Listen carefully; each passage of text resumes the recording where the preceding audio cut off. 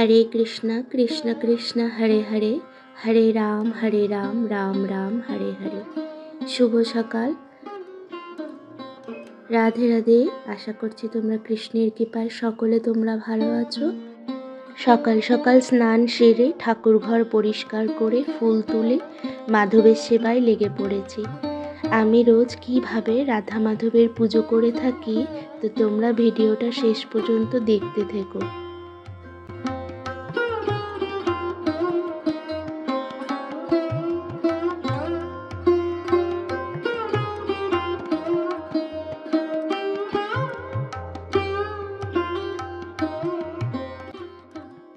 খুব সহজভাবেই আমি পুজো দিয়ে থাকি। মনে যদি ভক্তি থাকে আর আমরা যদি কিছু ভগবানকে নিবেদন করে থাকি, তবে তা তিনি অবশ্যই গ্রহণ করবেন। তো দেখো, আমি রাধা মাধবকে এখানে তুলে এনে এখানে রেখেছি। তো একটু সুগন্ধি জল বানাবো আমি। একটু চন্দন আর গোলাপ জল দিয়ে একটা চন্দনের পেস্ট বানিয়ে রাধা মাধবকে এইভাবে আমি স্নান করাই।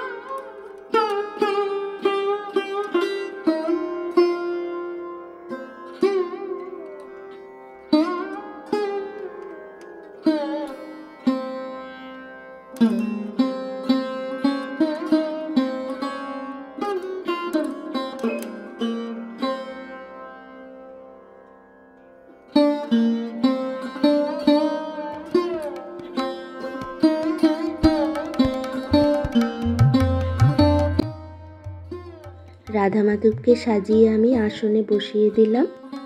তো এইবারে দেখো, ছোট একটা আসন পেতে দেব। এই আসনে আমি ঠাকুরের যেইটুকু ফল মিষ্টান্ন থাকে সেইটুকু দিয়েই আমি ভগবানকে নিবেদন করে থাকি। ঠাকুরের প্রসাদের মধ্যে অবশ্যই তুলসী পাতা দেবে। তুলসী পাতা ছাড়া ঠাকুরের ভোগ নিবেদন হয় না। আমি আসনের পাশে একটা তুলসী বৃন্দাকে রেখে দিয়েছি। কৃষ্ণের পাশে যদি তুলসী গাছ রাখা হয়, নাকি এতে সংসারে নাকি সুখ সমৃদ্ধি ফিরে আসে। এবার আমি ফুলে একটুখানি চন্দন দিয়ে তারপরে এইভাবে রাধা মাধবের আমার আসনটাকে সাজিয়ে দেব।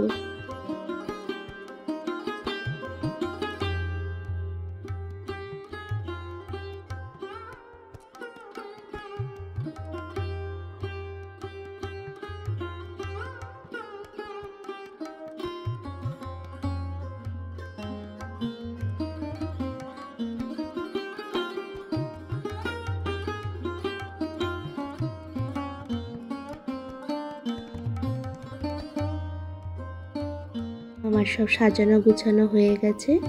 পুজো দেওয়ার আগে প্রথমে আমি তুলসী বৃন্দাকে একটু জল দিয়ে দেব, তারপরে কিছু ফুল আর প্রদীপ দেখিয়ে দেব।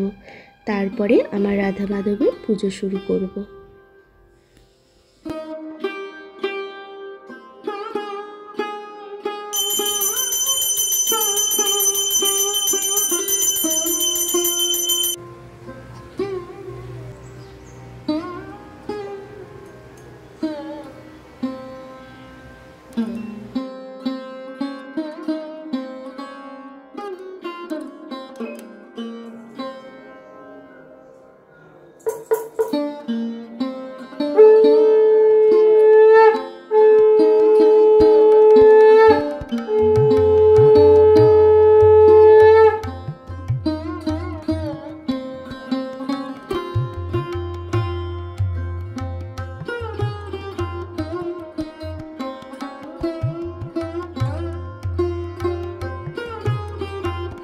কাছে দূরে যে যেখান থেকে দেখছো আমার চ্যানেলটিকে প্লিজ তোমরা লাইক, কমেন্ট, সাবস্ক্রাইব করে রেখো বন্ধুরা।